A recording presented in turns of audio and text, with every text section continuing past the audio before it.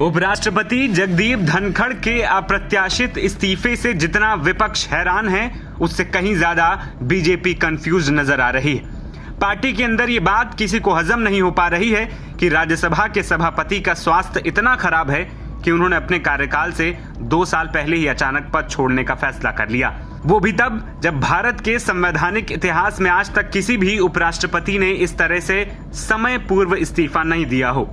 इस बीच देश के प्रधानमंत्री नरेंद्र मोदी की प्रतिक्रिया भी इस मामले पर आ गई।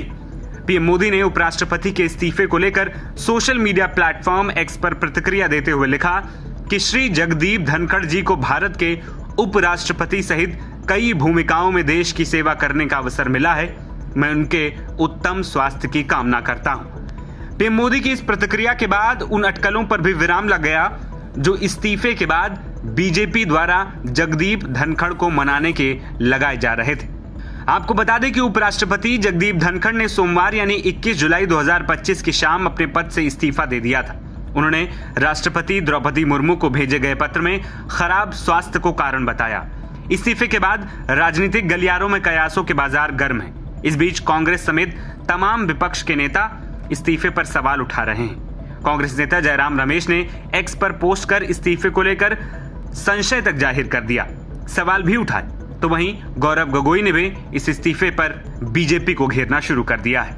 देखिए, उपराष्ट्रपति का इस्तीफा अचानक है और दुर्भाग्यपूर्ण है, क्योंकि वो जिस प्रकार से कल मीटिंग्स में प्रिसाइड कर रहे थे और आज भी उनका एक मीटिंग राज्यसभा में बिजनेस एडवाइजरी कमेटी का था और सुनने में आया है कि क्षेत्र में भी उनके प्रोग्राम थे, तो हमारी तरफ से तो हम उनकी अच्छे स्वास्थ्य की कामना तो करते हैं, लेकिन कहीं ना कहीं ऐसा प्रमाण होता है कि केंद्र सरकार और उपराष्ट्रपति के बीच में जो उनका रिश्ता है दोनों के बीच में, वो पहले जैसा नहीं रहा। क्योंकि कल के बीएसी मीटिंग में केंद्रीय मंत्री भी नहीं थे, अब तक प्रधानमंत्री मोदी जी की तरफ से कोई बयान भी नहीं। केंद्र सरकार हमको ये नहीं बता पा रही कि क्या किस प्रकार से देश आगे बढ़ेगा अगले उपराष्ट्रपति के संदर्भ में।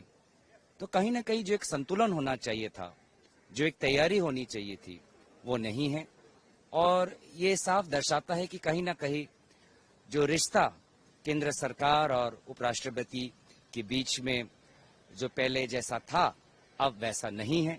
और इसीलिए जहां हम उपराष्ट्रपति के अच्छे स्वास्थ्य की कामना करते हैं, वहीं हम केंद्र सरकार से स्पष्टीकरण मांगते हैं कि क्या उनको पहले सूचना थी कि उपराष्ट्रपति अपने स्वास्थ्य के कारण इस्तीफा देने वाले थे, और अगर सूचना नहीं थी तो इस प्रकार का असमंजस क्यों, ये हम जानना चाहते हैं। दूसरी ओर इस्तीफे के बाद कहा यह भी जा रहा है कि जगदीप धनखड़ ने भारतीय न्यायपालिका को लेकर पिछले कुछ समय में जिस तरह की टिप्पणियां की हैं और उसके रवैये पर जिस तरह प्रश्न चिन्ह खड़े किए हैं, वे उनके जैसे बड़े संवैधानिक पद वाले किसी भी व्यक्ति ने अभी तक ऐसा नहीं किया होगा।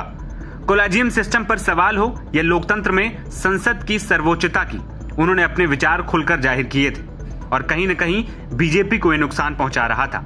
और कांग्रेस और विपक्ष तमाम दल इसी को धनखड़ के इस्तीफे के पीछे की वजह बता रहे हैं। एनबीटी ऑनलाइन की रिपोर्ट।